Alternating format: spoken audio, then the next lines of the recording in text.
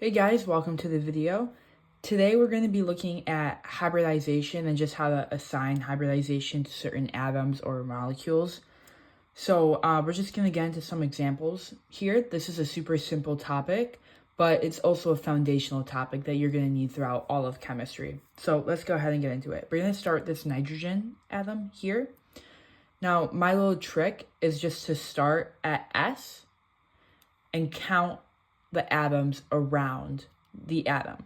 So that's how we assign hybridization, by looking at the atoms surrounded by the atom we're looking at, the atom we're trying to assign.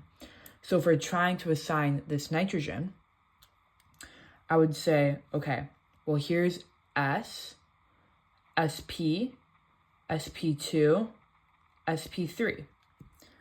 So this is SP3. So all of our assignments are going to be S, SP, SP2, SP3, things like that. So that's kind of the name that you'll be seeing for these assignments. So if we go ahead and move on to this carbon here, I'll just use another color. It's the same thing.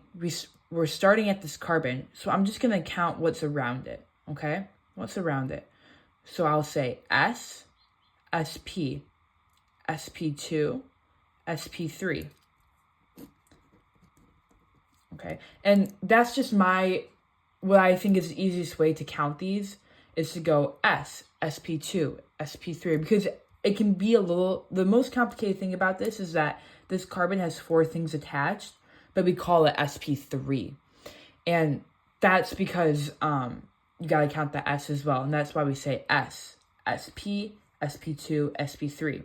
And for this nitrogen, this lone pair here counts as an attachment. So that's why we count it. So we're really just counting the things directly attached to the atom. So if we go with this carbon here, this carbon has a pi bond, and that's different. The pi bond counts as one attachment. So we're just going to take that as one attachment. So if we go ahead and count here with this carbon, which it does have its full octet, right? Because it's got enough electrons around it. So we would say S, right? S, SP, SP2. Okay?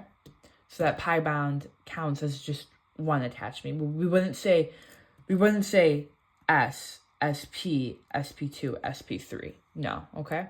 Counts as one.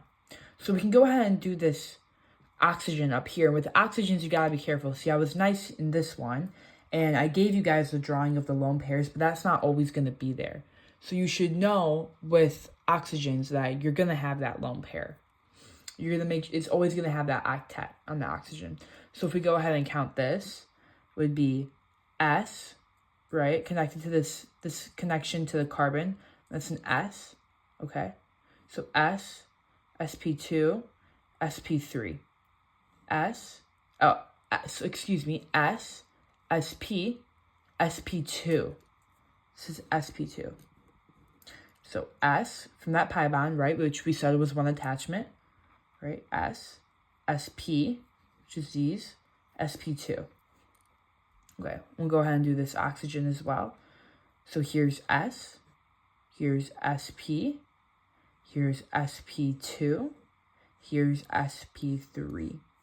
S, SP, SP2, SP3. Okay, let's move on to this next example here. Start with this oxygen. So, as I said before, we need to count our lone pairs on these oxygens, okay? You're going to have to do that. So, if you don't see them, just draw them in. So now we've got, and we'll do the same thing here, right? Okay, what else? What else do we see? Well, there's 2 other oxygens, right? And just because they have a hydrogen attached doesn't mean they don't need lone pairs as well.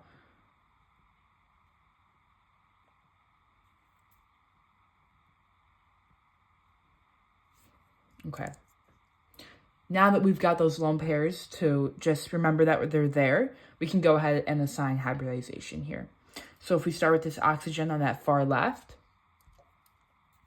would be S, SP, sp2. Okay. If we do this one here, it would be S, sp, sp2, sp3. So S, sp, sp2, sp3. Okay. Moving on to this nitrogen here.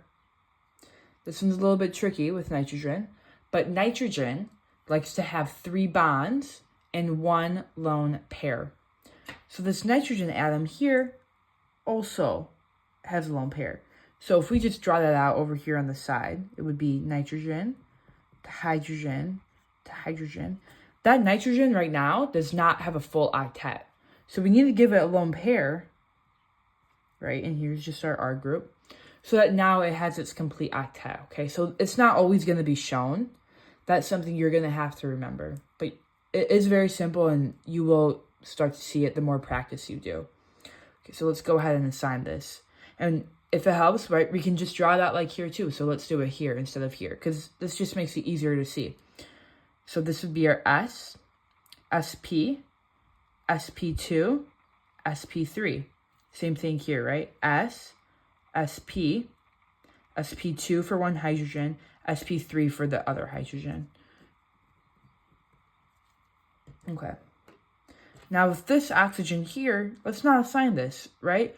We've already done it twice. We know what this molecule is. We know what this atom's hybridization is. It's right here, right? This is the exact same oxygen. This is sp2. We don't have to think anymore, okay? Same thing with this. This is sp3. We did it here, right? We did it here, sp, sp2, sp3. Okay? Let's move on down here. So this skeletal structure here, there's a carbon right here, right? It's got S, sp, sp2.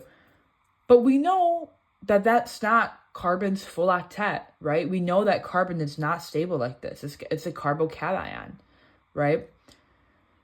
But because of this positive charge, we know that there's no electron there, right? So if we had this, right, same thing, but we had that with no pi bond, or sorry, with no carbocation, right? I would assume that that's just an empty p orbital, or maybe there's some electrons hanging on, right? But the point is that when you have this carbocation, you know that there's an empty pi orbital, okay? You know that there's not sufficient enough electrons. We don't have to add in electrons like we did with this nitrogen or with the oxygens, right? There's no lone pair to be added. We know it's positive. We know that there's an empty p orbital there, okay? So this would be S for this hydrogen, sp, sp2.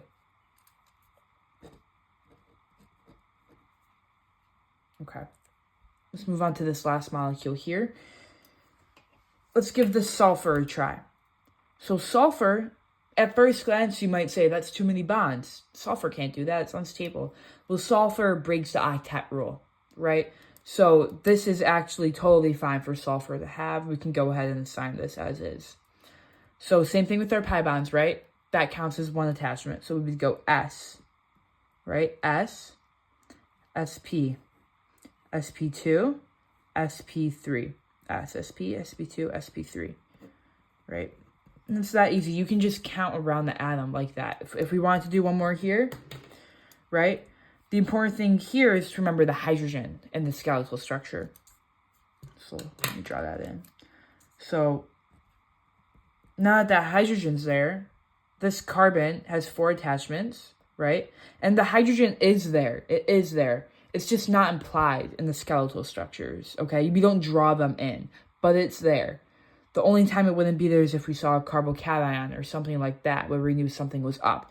But if it's just a ring system or a skeletal system like this, we know that that hydrogen's there. So this is going to be S, sp, sp2.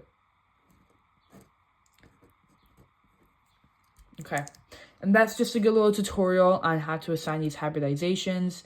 As I said, it's not a tricky topic, but it is super foundational. You're always going to need this in chemistry, so make sure you master it now, and you should be good. Thank you, guys.